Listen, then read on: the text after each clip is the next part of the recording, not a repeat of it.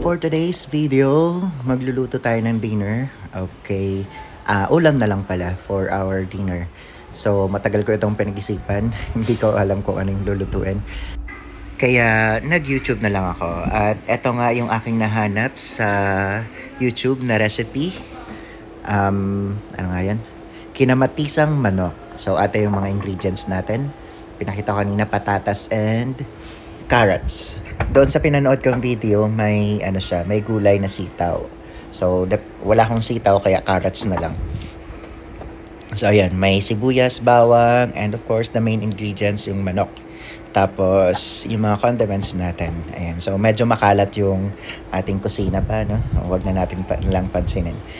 And, ayun. So, nag-mekos-mekos na tayo dyan. Nagisa-gisa na tayo ng bawang at saka sibuyas. Tapos, ayan, medyo konti yung mantika. Nag-usok tuloy. At saka may tubig-tubig pa yung sibuyas.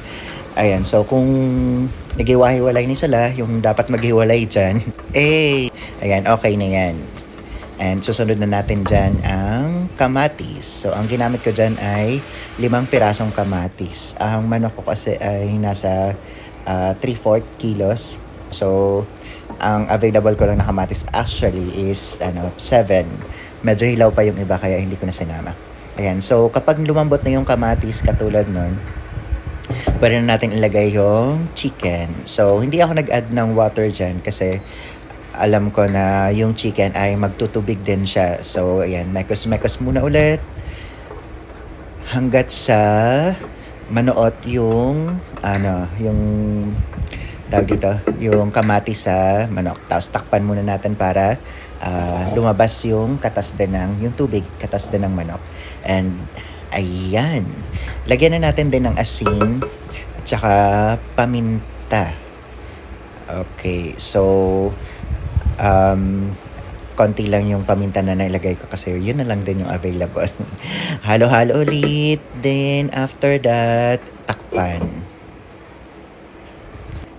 After 6 minutes, mga 6 minutes ata yan, habang nanonood ako niyan ng Sona ni PBBM, Sona 2024, the third Sona. Ayan, so inopen ko ulit. So ayan na nga, nagtubig na nga siya, di ba? Ang daming tubig. Then, naglagay na ako ng patis. Hindi ko lang napakita dyan. Naglagay ako dyan ng patis and magic sarap. Tapos, ayan, mekos-mekos ulit. Tapos, takpan ulit. Kasi medyo pa yung manok. Hindi pa masyado malambot.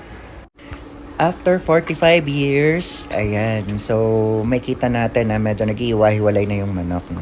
And it's the time na para ilagay na yung ating carrots and patatas. Tig-isang pirasong carrots at saka isang buong patatas at saka carrots yung nilagay ko dyan. So, slice lang siya ng ganyan.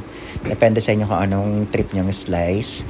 Then, naglagay ako dyan ng water.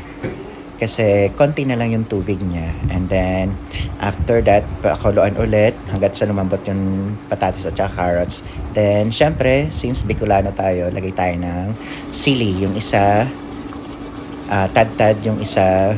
Ayan, buo. And we're all done. At eto na ang final. So, na-serve na siya. Nag-dry.